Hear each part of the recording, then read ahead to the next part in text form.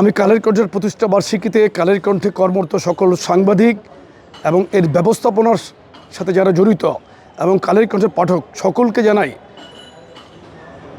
যুবদলের পক্ষ থেকে অকৃত্রিম শুভেচ্ছা অভিনন্দন। আগামী দিনেও কালের কণ্ঠ বাংলাদেশের জনগণের স্বাধীনতার, জনগণের মৌলিক অধিকারের পক্ষে থেকে তারা কাজ করবে।